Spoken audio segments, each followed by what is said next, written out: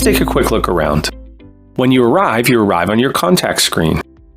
From here, I can view all my contacts, I can view all of my coworkers, and I can view any shared contacts that are stored in the system as well. I can also see all my phone contacts, which are the people in my personal cell phone list that we just reviewed. I'll start with coworkers. You can see that I have some favorites already selected on coworkers at the top.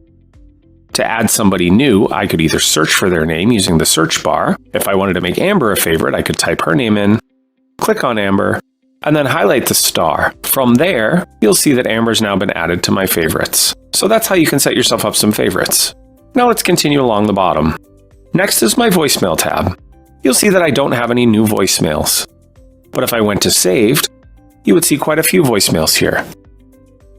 If I wanted to play a voicemail or click on it, I could highlight it. I can go ahead and scroll through. I can hit play. I can hit the phone icon, which will actually call the person back. I could also hit forward, which would allow me to forward that to someone else within the organization. I can hit info to see when the call came in, or I could call that person back, forward the voicemail to somebody else, call the person who called me. I could also trash this message by clicking the trash can. Next, we have our messages tab. And you can see here that Brian thought something was weird. Down in the bottom right, you will see a little pencil. And from here, you could search for names or enter in a phone number. Our system does support SMS, and you can send and receive SMS or text messages, as well as MMS, pictures and documents, through text service, as long as it was set up by your project manager. If you need help setting SMS up, please email support@votacall.com. Let's say I wanted to send Jonathan a text. I would highlight John, and I would click my check mark. From there, I could type my message and say, "Hello, John, doing a demo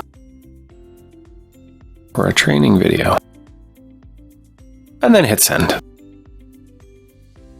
Now, if I wanted to call John, I could just click the phone icon and it would call him. In a minute or so, you'll see a message come in from John. We'll just go back out here and you'll see that there's my message from John at the top. Again, I clicked on the pencil icon to do that. Oh, there's John. He just texted hello there.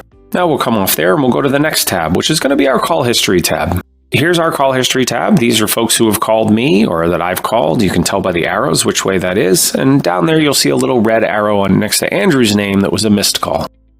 If I wanted to call any of those folks back, I could. If I click on it, I'll get the information when the call came in, and I can call them back. Last but not least is the preferences. From here, I can set a status message on a demo, and I can hit my check mark at the top, and I've now set my status message. You can see now that that's reflected there. You can also see here that I can adjust my answering rules, which are configured in the My Votacall portal, and I can make certain ones active. So my default is active now. If I wanted to deactivate that, I could click up here and click disable. So that was the 3 little dots. I'm not going to do that though. I've also got the other options for the other ones. You can see this one is disabled. So if I click the 3 little dots, I would be able to enable that, and that would activate call forwarding for me. Let's come all the way back. From here, I can manage my greetings as well. You can see that the bottom up greeting is now active. If I wanted to listen to that, I can click the little arrow on the left. I could go ahead and play it and listen to it. Now, if I went to greeting 1, I could play that one. Hi. Okay, and I could hit select on that, and you'll see that the check mark moved. So I'll go back to my other greeting. That's the greeting I like to use. Hit my little down arrow key, hit select, and that's now my active greeting. Now, if I wanted to add another greeting, I could hit the plus sign. I could give the greeting a name and hit tap to record. Just below that is my settings, which allows me to enter in my mobile number. I can also allow it to use mobile data, which we recommend you leave on, and log out is your last button there.